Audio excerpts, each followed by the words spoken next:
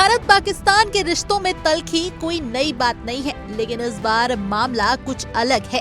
भारत की तरफ से हाल ही में ऑपरेशन सिंदूर के तहत की गई सटीक और तेज तर्रार सैन्य कार्रवाई ने पाकिस्तान की नींव हिला दी है।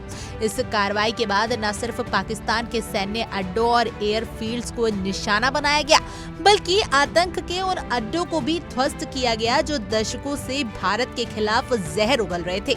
लेकिन सबसे चौंकाने वाला मंजर तब सामने आया जब पाकिस्तान के उद्योग मंत्री राणा तनवीर हुसैन अंतर्राष्ट्रीय स्तर पर घोषित ग्लोबल टेररिस्ट मुजबिल इकबाल हाशमी के दरबार में माफी मांगते नजर आए। जी हाँ, वही मुजबिल हाशमी जो लश्कर ताइबा का कमांडर है, वही आतंकी जिसकी नकेल कसने के लिए पूरी दुनिया एकजुट है, लेकिन पाकिस्तान की सरकार जैसे उसकी गोद में बैठी हो। भारत के हमले के बाद हाशमी से माफी मांगना और इस सरकारी खर्चे पर उसके मुरीद के कैंप को दोबारा बनाने का वादा करना, ये दिखाता है कि पाकिस्तान आतंक का सगा और लोकतंत्र का सौतेला है।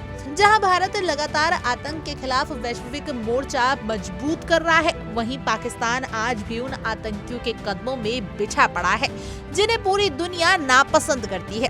अमेरिका की एक रिपोर्ट में भी इस बार पाकिस्तान की पोल खुल गई है। भारत की कार्रवाई को जहां सैटेलाइट की तस्वीरों से पुष्टि मिली है, वहीं पाकिस्तान के जवाबी हमलों की पोल खुद उनकी तस्वीरें खोल रही है। ना कोई नुकसान, ना कोई ठोस सबूत। पाकिस्तान की सेना और सरकार की जुबान पर आज भी वही पुराना राग है, हम आतंक के शिकार हैं। लेकिन सवाल ये है कि अगर शिकार हैं तो शिकारी से माफी क्यों मांग रहे हैं, और माफी ही नहीं, उन्हें फिर से खड़ा करने का वादा भी कर रहे हैं। क्या यही है आपका काउंटर टेररिज्म मॉडल? सबसे शर्मनाक बात यह है कि जिस जाकिर नाइक को भारत ने भगोड़ा घोषित कर रखा है, वही जाकिर नाइक अब पाकिस्तान के लाहौर में स्वागत समारोह का हिस्सा बनता है और आतंकी संगठनों के बीच बैठता है। और हाशमी वही है जो उसे गले लगाकर इस्लाम का रक्षक बताता है।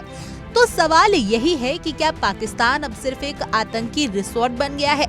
क्या अब वहाँ सरकार की बागडोर किसी लोकतांत्रिक हाथ में नहीं, बल्कि बंदूकधारियों और आतंकी आकाओं के इशारे पर चल रही है? खैर, भारत ने एक बार फिर ये दिखा दिया है कि वह सिर्फ शब्दों से नहीं, कर्मों से जवाब देता है। पाकिस्तान अगर अब भी नहीं सुधरा तो आने वाले समय में भारत सिर्फ उसकी बदनामी और बर्बादी की इबारत लिखेगा। अब खेल कूटनीतिक का नहीं, अब बात है आतंक के खिलाफ आर पार की लड़ाई की, और इस बार भारत झुकेगा नहीं। Bureau report, India daily.